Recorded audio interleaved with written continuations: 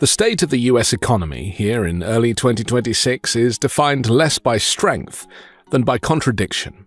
Official headlines proclaim job growth, falling unemployment, and record-breaking stock markets. Donald Trump and his allies amplify these signals, insisting that America is richer than ever before, sharing identical but false talking points amongst allies. President Trump is a quintessential optimist, which is the mark of a great leader. When I asked him in our White House interview if he could beat history in the midterm elections and keep the House and Senate in Republican hands, he said yes. In fact, he said he was going to change history by winning the midterms. And he reiterated that we have the hottest country anywhere in the world, and he would do his best to get the word out on what he called the greatest economy in history. But beneath the surface of those claims lies a far more uneven reality. Wealth is soaring at the very top, particularly among billionaires and technology investors, while working people face stagnant wages, rising living costs, and an increasingly fragile labor market. Today's jobs report only sharpens the sense that the public story and the lived experience of millions of Americans are drifting further apart.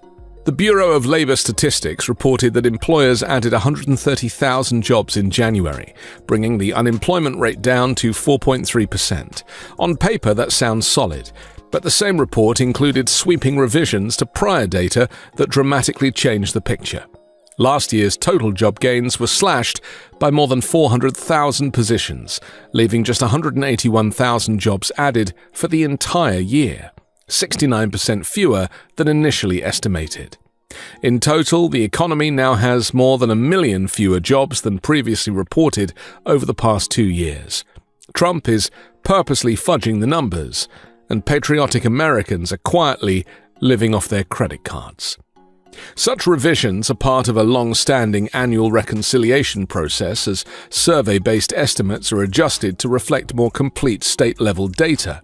Still, the scale of the corrections is striking. A labor market once described as resilient and robust now appears far weaker. Federal Reserve Chair Jerome Powell previously acknowledged that labor data had been distorted, at one point suggesting that job creation may have been overstated by tens of thousands each month. Government shutdowns and delayed reporting have further clouded the picture.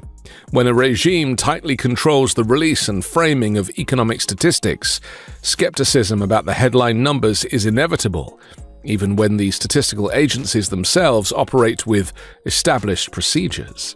More troubling than the revisions are the structural signals embedded in the data.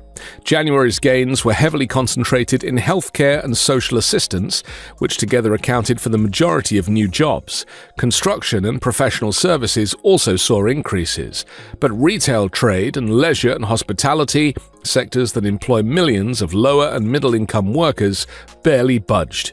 Federal government and financial sector employment declined. This is not broad-based prosperity. It is narrow growth in essential or specialized areas. Meanwhile, layoffs surged. Consulting firm challenger Gray & Christmas reported more than 108,000 job cuts in January, the highest January total since the depths of the Great Recession in 2009. That figure represents a 118% increase from a year earlier. Contract losses, market conditions, and restructuring drove much of the bloodletting. Major corporations led the way. UPS announced plans to cut 30,000 jobs this year after eliminating tens of thousands previously, while Amazon revealed another round of corporate layoffs as it reshapes its business model. Even more telling is the collapse in hiring plans. Employers announced intentions to fill just over 5,000 jobs in January, the fewest for any month since tracking began in 2009. Economists describe the current environment as